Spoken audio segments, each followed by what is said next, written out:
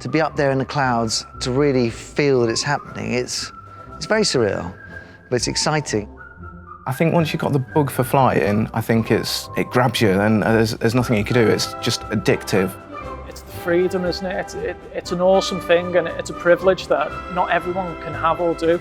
Once you've experienced flight, then you are bitten by the bug.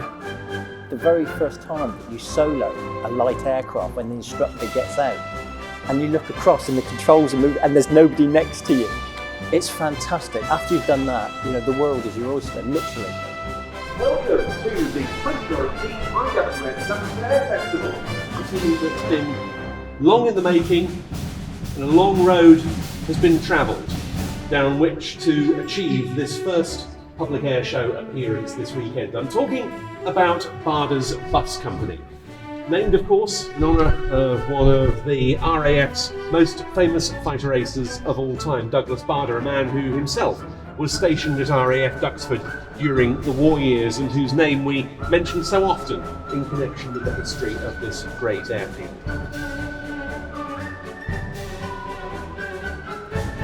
Barder's Bus Company flies 3 Piper PA-28. It's not so much the aircraft that are the exceptional part of this display, but the pilots. It's the first ever all-disabled pilot display team with some remarkable stories behind it.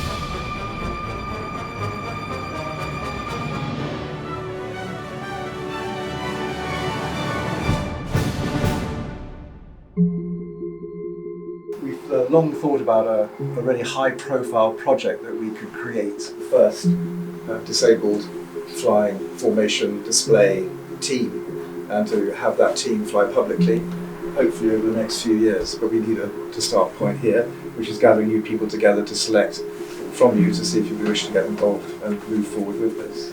This is a very, very exciting day for us because it's the day that a dream starts to become a tangible reality. So sat here today is the culmination of perhaps almost 2 years of thinking, conception. I can't wait to see you actually get out there for the first time ever, actually attempt to try and fly in formation, because that's what it's all about. For me, there's no better way that we could honour Grandpa's legacy than creating the first ever disabled flying team. In this room, I think we have that spirit of Douglas Bader in every single one of these applicants, because you wouldn't be here without that same courage, that determination, that triumph of adversity. That's what's brought you in this room. So, as I see it, this project is you guys collectively taking this brilliant man's name and keeping it alive and doing something very special with it. My name's Charlie Vickers and I'm the grandson of Sir Douglas Bader.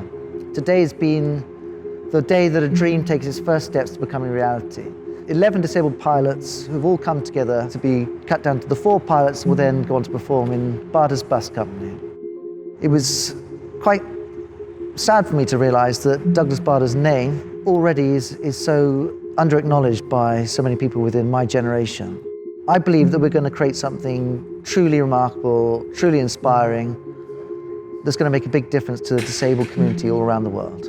I think Grandpa would be incredibly proud to be able to look down and see what his family have created in his legacy for the past 35 years. I will be your point of contact as far as the team is concerned. I'm the project manager. I'm also one of the candidates today. We've all spent our life trying to avoid aeroplanes as much as possible when we're airborne. Now we're going to be putting ourselves 10 foot or less close to another aeroplane. So my name is Paul Shenton. I've been nominated as the chief instructor, or probably really a chief facilitator of instructors, to train the guys up. We're kind of hitting the ground running, and we're learning as we go already. We may have to compensate some of the techniques depending on what the guys and girls are capable of. I think it will inspire everybody. In terms of what we're doing today, we're going to run 5 pairs, so 5 2-aircraft formations. A lot of it will be you watching us doing it, maybe taking the radio. When we get up in the air, depending on the experience level, we'll then teach you the basics of just position keeping. It's probably the biggest project we've ever done, and in 35 years to be able to come out with something which is pretty remarkable and really puts everything back into focus, back to Douglas, is the goal. Battle of Britain Day at North Weald. Group Captain Greader, the legless fighter race and ex-prisoner of war, led the flypast in his Spitfire. Douglas Bader was a World War II fighter pilot, and his uniqueness was the fact that he was a double amputee, which was caused by an accident after he had been to an air display when he was younger. He was invalided out of the Air Force and rejoined back in 1939 when World War II was declared. He shot down a number of aircraft, and he himself was shot down post the Battle of Britain in 1941 and spent the rest of the wartime period in prisons. I think there's two situations, two sides of Douglas. There's this wartime hero, and as a person who left a legacy in life as someone overcoming a severe disability and getting on with his life. There's an article here in the Express, for example, where back in 1941, which starts to describe him as not a legless hero, but this abominable person who was a fighter pilot. When the obituaries came out about Douglas, it was those obituaries that really led us to thinking we can't let this inspiration go. They'd left the dinner, which was a 80th birthday celebration for Bomber Harris. Douglas had been asked to be the keynote speaker, so that's one of the last pictures of him there. Douglas changed into casual wear and said to Jane, I don't feel well, would you drive back? And she started to drive back and got as far as Hogarth Roundabout in Chiswick, and Douglas had a heart attack. The reputation which you have is surely by now is of being a kind of living legend. It's something that you have had attached to yourself and which you must be, of course, aware of. Is it something that is difficult to live with? No, it's a difficult thing to answer that, but I can only tell you the truth on this one. I think it's jolly nice of people to want my autograph. I think it's nice of people to write to me or to want to see the film about me, and it's nice of you to want to talk to me on the television. I mean, I'm humbly jolly pleased, if I can express it that way. When I look at my grandfather's life, I think his greatest ever achievement wasn't his wartime exploits. For me, it was the impact he had on the disabled community, and more importantly, how he worked to change people's perceptions of disability. The way in which you've overcome your physical injuries has, of course, helped countless people in war and in peace. Do you like to think of your achievement and of the inspiration which you can give as being primarily military and patriotic, or is it something personal and private? Of course, one is delighted that one was lucky in the war. Now, if I hadn't been lucky in the war, the disability side of it would never have been publicised. And there are many other chaps who fought far better and much more effectively than I did, but the fact I hadn't got any legs caused me to get publicity. Now, that, as you say, has helped a lot of people, maybe, and I hope so, who've had similar disabilities. On the other hand, the other thing I must say is this: there are a lot of chaps like myself who've lost both their legs, who are just as good as I am and on them, in fact, probably better now, who haven't had the publicity because they didn't have the good fortune I had in the war, which gave me the publicity. Overcoming a severe disability and getting on with his life, he was demonstrating that nothing was impossible.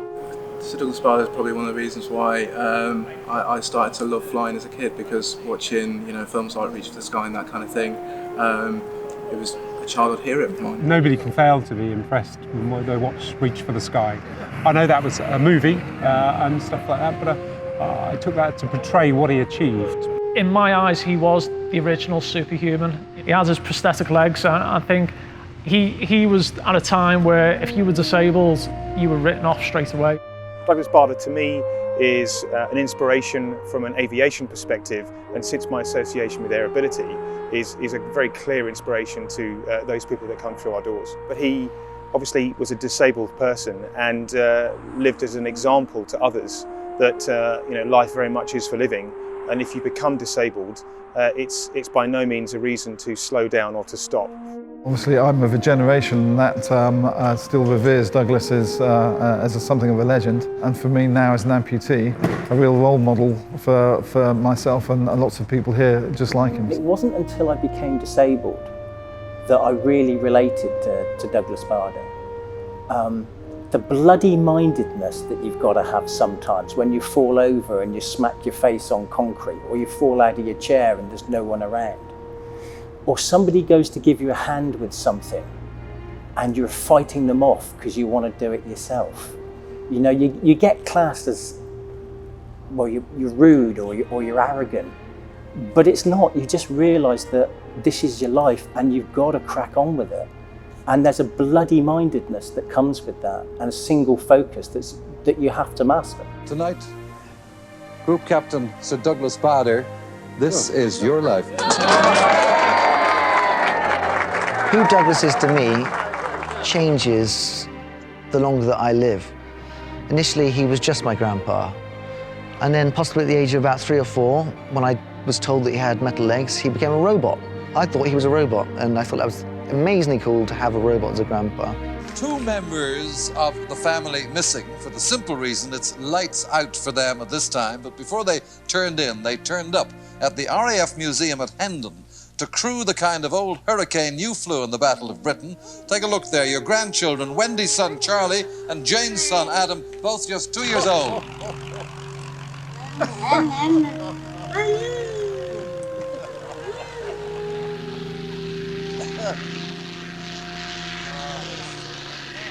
Thank you, Charlie and Adam. And I suppose it was only as I was growing up that Grandpa became Douglas Bader, the war hero. And now, to me, he is more than just a grandpa. He is an inspiration, and he's a responsibility, and he's a duty that I have. Yes, he was a war hero, of course, but to us, he was a human being. He was very inclusive of us in anything.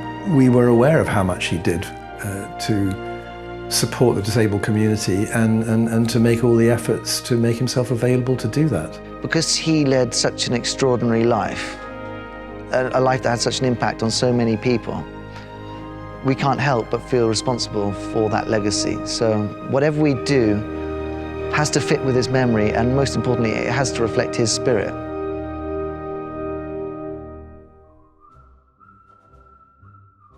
All these people are facing incredible challenges. They find flying gives them freedom. Getting injured in Afghanistan created a big hurdle for me.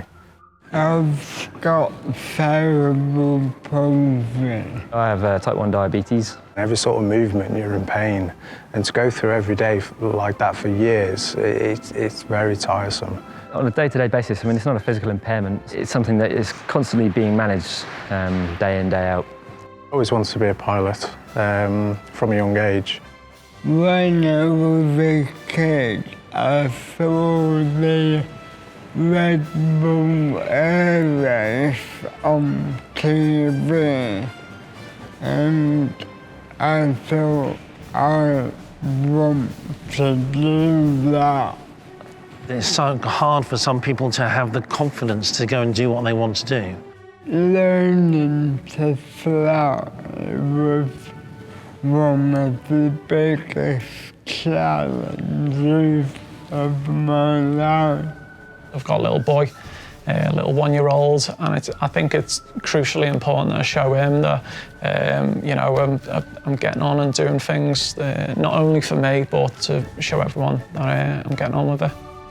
It's more of a personal goal and a bit of a statement, just to show that people can work beyond the injury, stroke disability. Flying has changed my life. It's given me that purpose. When I was born, the doctors said to my parents, he won't do anything. The best thing you can do is put him in a home, but luckily my parents did not do that. I just love proving people like that wrong. Back when I was younger, disabilities and stuff like that, there was a lot of, obviously, a can't do attitude, so you would turn around and say, right, you can't do that. But in this day and age, you can't afford to say that. The perception now is not, you can't do that. The perception is, I wonder if They can see the challenges. They are becoming slightly competitive because no one wants to lose a place. And I think they're all very skillful. What we're doing has to be incredible. If the whole point of this project is to change people's perception of disability, then we need to create something that's going to amaze people. The whole thing is going to come together. It's going to be like a beautiful dance in the sky that I hope is going to be inspirational to everyone that looks up in the sky and watches it. It's a dangerous job. You know, I think I've only had 2 formation flights up to now, but it starts hitting home that, you know, that plane isn't too far away from you. So with anything with aircraft, the only thing that will kill you or hurt you is impact with either the ground or something else. So obviously when you're close to another aircraft, you're increasing that risk of hitting the aircraft and damaging yourself and the people around you, and possibly people on the ground as well. Being a pilot, you spend a lot of time not trying to bump into planes. So to be right next to a plane, just focusing on him, trying to not bump into him, but knowing he's there, it's totally different from what we've been taught to do. Being in a display team, you know, is a demanding undertaking. If you don't work as part of a team, safety is compromised. Everything that you do gets exaggerated through the back of the formation. So if I do a steep turn or a sharp movement, that ripples its way back through. It's an incredibly steep learning curve for them, and actually incredibly frightening as well at times. It's extraordinarily challenging for them, and it's an extraordinary challenge for us to put everyone together to make this happen. The more I'm doing this, the more it's starting to hit home, right? This is not playing around. This is, if we're going to do it, we're going to do it properly, and we're going to do it well. I think it will be the most terrifying, exciting thing I've ever done in my life. First thing I wanted to say is that we all are the team. We all are, if you like, a squadron, which is notionally called Bar de Bus Company. The criteria that we've had to base this on is having met with the Civil Aviation Authority. There are rules and guidelines that they have to verify both pilots and aircraft to move forward into a situation where you can go into formation and display. Essentially, what it breaks down to is that you can't be a display pilot with any less than 200 hours. And a few of you have less than 200 hours. So that obviously played a huge part in deciding who goes forward to join the team, but all the instructors say you're all great pilots. So what we decided was, as Dad said, to break it down into 2 teams really. So we're going to have Team A, which is going to go forwards and train through this year and perform at 2 air shows this year hopefully. During which time we'd have Team B, and the plan is for Team B we'd put them on a far slower programme. And so yeah, with no further ado, I suppose the team going forwards are Team 1, we've got Team Captain, which is Mike Wildman. We've got Barry Hopkirk, Barry. Alan Robson, so that's going to be Team 1. I've always been interested in flying and aviation since being a little boy. My dad had model aeroplanes, and I, as a kid, had model aeroplanes, and it just grew from there and there. And then I joined the Royal Air Force as an engineer, got injured, and then started flying as a pilot after losing my leg. So all I wanted to do was be a pilot in the Air Force. I had flying lessons when I was 18 or 19 at Bournemouth Flying Club here. Got my PPL while I was doing that, so I ended up at the end of my degree with a private pilot's licence from the Flying Club, and the Air Force took me on at that stage. Born and bred in a town called Stamford, Lincolnshire, just up the road from Wittering, which at my time was a V-bomber base. So aviation has always been buzzing around the skies all through my childhood. I did 3 years in a squadron in the UK, specialising in taking the SAS and the SBS into battle. I was in the first Gulf War, I was in the Serbian conflicts. I then had an exchange programme. The RAF sends some of its best pilots to other air forces to exchange tactical skills and knowledge. I went to the Belgian Air Force, and just at the time when the Belgian Congo was going into meltdown. So I was very much involved in the Somalian conflict, and particularly in the genocide in Rwanda, where I flew the first aircraft in. And a bit like the fall of Hanoi, I flew the last aircraft out. Straight really into the RAF from school. Started on the Bell 47, the Sioux, the little machine which the MASH people fly around in, and moved on from there. I'd always wanted to join as a pilot, but I actually failed my A-levels. It was about the same time as my father passed away. So I was fortunate enough to get a posting to Cyprus, to 84 Squadron as it became, the United Nations flight at Nicosia. I find, fixing an aeroplane and seeing it fly, seeing it take off, I find that hugely rewarding. Virgin Atlantic were taking on. They were a young, sexy company at the time. They'd only been around about 8 or 9 years. And I was lucky. I went, one day I was Boscombe Down, my Air Force base, and literally the next Monday morning I was at the Airbus Academy in Miami, and I was a civilian airline pilot. Now, Great Britain's first disabled air display team will take to the skies in the next few weeks. And this is one of those stories that is literally uplifting. The 3 pilots were inspired by the World War II flying ace Sir Douglas Bader. The 4-person squad is made up of wheelchair users and amputees. One of the crew, who's been in a wheelchair for 20 years, says learning to fly has been like the light coming on again. Well, I'm really pleased to say the founder of the team, Charlie Bickers, is with us. Talk us through that initial idea. Why come up with this team? Well, we wanted to create a project that would really capture people's imagination, just like Douglas did in his lifetime, really. So I thought it was important to create something so special that would really inspire the disabled community and the able-bodied community alike, and also to remind people of Douglas's story, because I think who he was and what he did is still very relevant today, and it still brings a lot of hope to people even now. Well, thank you all so much for coming and sharing this very special day for everyone involved. I can't tell you how much it means to all the people here that have worked so hard to make it happen over the past 3 years. Stanley Paul's initials for the display, landing lights on, and then into the routine.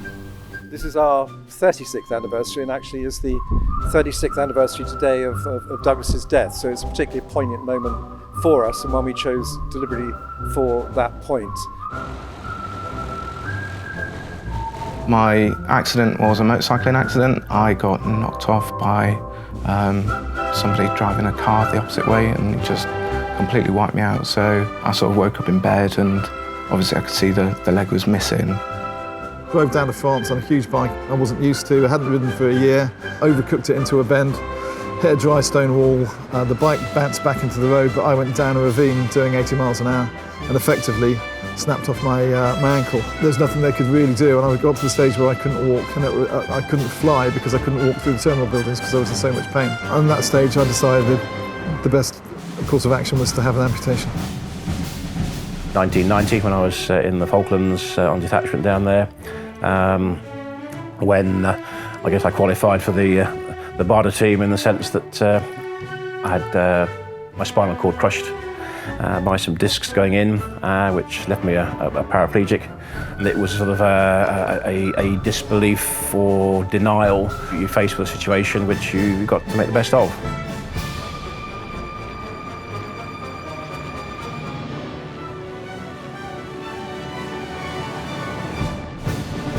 One of the things I've been beavering away on is that we commissioned Guy Farley to create music for the display. And I've asked him to come up with 3 different pieces of music that can be used at different points in the display, capturing different emotions built around Battle of Britain and Douglas himself. Barda's bus company approached me to write an original composition to accompany an air display, which is going to be performed by para pilots. First of all, air shows are spectacular. You know, musically, there's the display, but then there's the journey. There's the journey of why they're doing it. But I'm also scoring the drama. So I need to score, it's not so much heroism, but the endeavor. That's in the heart. That's deep in here. So it's really important to me that I can capture the emotions of that, of what that means. And these are just the roughest sketches. It's just him at home on his computer sketching out what the idea could sound like.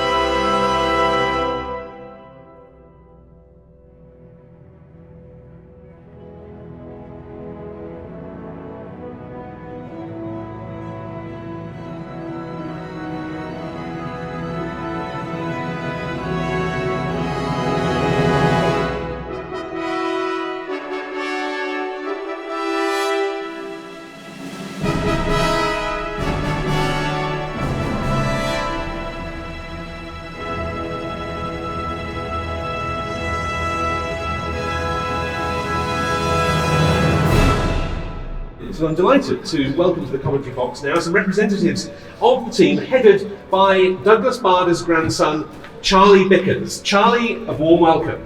Thank you so much. I can't tell you what a pleasure it is for me and my family to be here today. Well, it's incredibly exciting for us because, as you said, it's been a very long journey. The concept probably begun almost 4 years ago now. And we've gone through an extraordinary process of pilot selection and training, and I'm incredibly proud to announce that we are the first ever British disabled air display team. And I suppose what's so lovely for us is that there couldn't be a more fitting setting for the team to perform their first ever performance. Okay, then, okay, we're here. Aim of the exercise then, first display. I have to say now, it's the most important thing to guys. It's always going to try and be as tight as possible, so they're going to be completely safe. We're at 14:30, and then that gives us a walkthrough at 14:40. All happy? Here we are at Duxford Imperial War Museum for the first public outing for the Barnes Bus Company. Duxford is a very obviously historic airbase. It's one that Douglas flew at. So for the team, I think it's quite an important place, and I think it's going to be quite an emotional performance for us this afternoon. Here we are on this day, 20,000 people, and we're going to go and do it. And it's suddenly very, very real.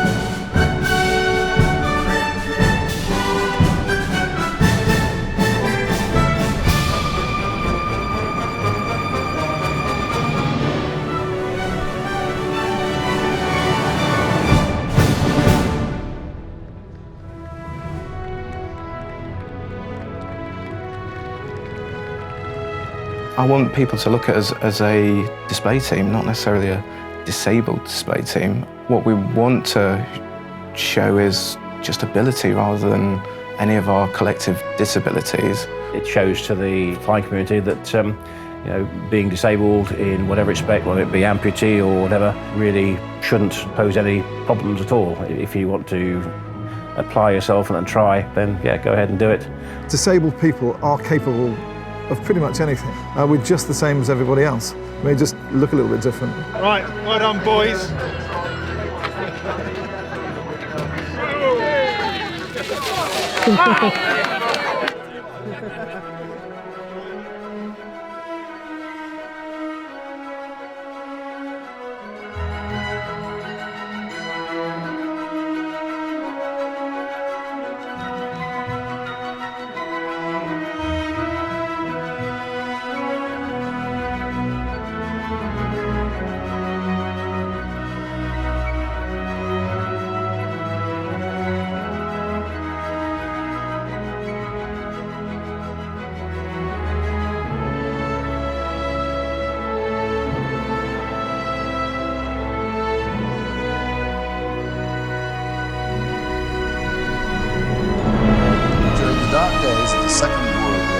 Those of you who served in the Allied Air Forces brought hope and confidence to the people of this country through your courage, skill, and determination. In times of peace, you have been an inspiration to the young, given encouragement and support to many who have suffered physical misfortune. I send you this evening my greetings and warmest good wishes for health and happiness in the years ahead. Elizabeth R.